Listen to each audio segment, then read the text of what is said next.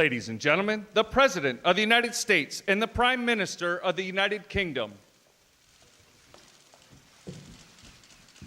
Thank you all.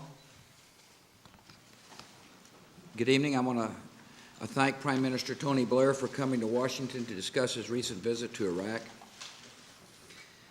The Prime Minister met with key leaders of the new Iraqi government that represents the will of the Iraqi people and reflects their nation's diversity.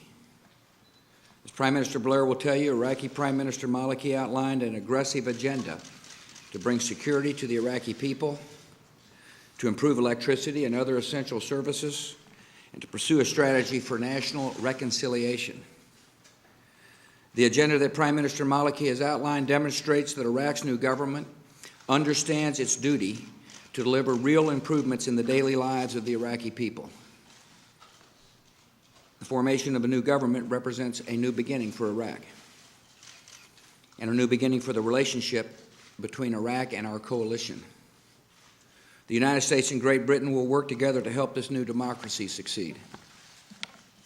We'll take advantage of this moment of opportunity and work with Iraq's new government to strengthen its young democracy and achieve victory over our common enemies.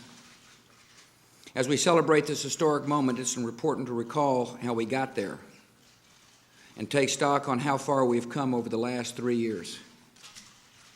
The violence and bloodshed in Iraq has been difficult for the civilized world to comprehend. The United States and Great Britain have lost some of our finest men and women in combat. The car bombings and suicide attacks and other terrorist acts have also inflicted great suffering on the Iraqi people. And Iraqis have increasingly become the principal victims of terror and sectarian reprisal. Yet in the face of this ongoing violence, each time the Iraqi people voiced their opinion, they chose freedom. In 3 different elections, millions of Iraqis turned out to the polls and cast their ballots. Because of their courage, the Iraqis now have a government of their choosing, elected under the most modern and democratic constitution in the Arab world. The birth of a free and democratic Iraq was made possible by the removal of a cruel dictator.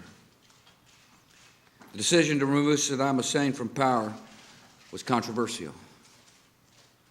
We did not find the weapons of mass destruction that we all believed were there. And that's raised questions about whether the sacrifice in Iraq has been worth it. As everyone knows, I was in Iraq. The reason there is bloodshed and violence in Iraq is that the very forces that we are confronting everywhere, including in our own countries, who want to destroy our way of life, also want to destroy their hope of having the same type of life. In other words, the very forces that are creating this violence and bloodshed and terrorism in Iraq are those that are doing it in order to destroy the hope of that country and its people to achieve democracy, the rule of law, and liberty. And I think there is a pattern here for us in the international community.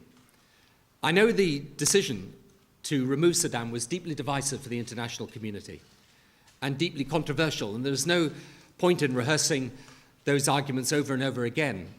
But whatever people's views about the wisdom of that decision, now that there is a democratic government in Iraq elected by its people, and now they are confronted with those whose mission it is to destroy the hope of democracy, then our sense of mission should be equal to that. And we should be determined to help them defeat this terrorism